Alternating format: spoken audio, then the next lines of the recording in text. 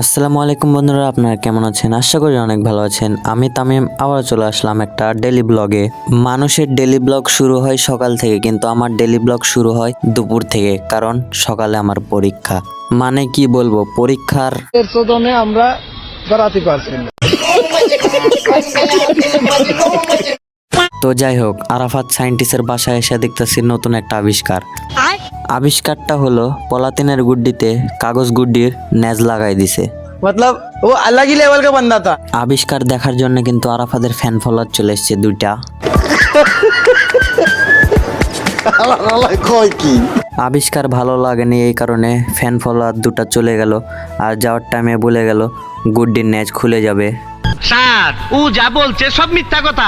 মিথ্যা কথা না, সত্যি সত্যি গুড্ডির নেজ খুলে আমার হাতে চলে আসছে। হায় হায়, ওস্তাদ কাম হয়ে গেছে গু আমার সারা। তো যাই হোক, আরাফাতদের লেক সিটির বাসাতে রং করছে, তো আমাদেরকে রং নিয়ে যেতে বললো আন্টি।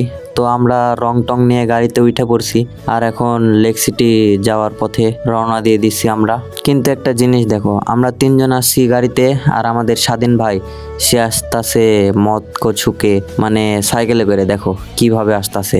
তো ফাইনালি আমরা লেক সিটির রাস্তাতে ঢুকে পড়ছি। তো আমরা আছি গাড়িতে, আর স্বাধীন ভাই আমাদের আগে আগে জোরে জোরে টানতাছে। ওই তো সামনে দেখা যায় স্বাধীন ভাইও ভিডিও করতেছে। তো স্বাধীন ভাইয়ের একটা ভিডিও ক্লিপ তোমাদেরকে দেখাই। আমি আছি সাইকেল চালাচ্ছি, যাচ্ছি, আর সামনেরা ভিডিও তো দেখবাই। সামনে তামিম, আরাফাত, সাব্বির আছে, আমি পিছনে। তো চলে এসছি সামনে বাড়ি। তো তার ভয়েসটা তোমাদের কেমন লাগলো?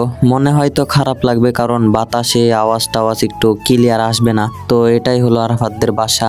তো এর আগেও ভিডিও করছিলাম। তো আরাফাতদের বাসায় এই যে রংগুলা করা হবে, আরাফাত যে রংগুলা চয়েস করছে সেই রংগুলাই করা হবে এই দেওয়ালে। তারপরে ভিতরে আরেকটা রুম আছে, ওই রুমেও করা হবে।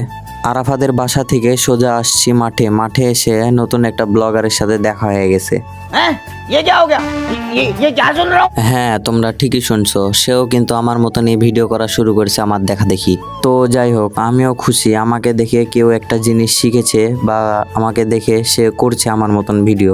তো আজকের ব্লগ এটুকুই, আবারও দেখা হবে কোনো নতুন একটা ব্লগে।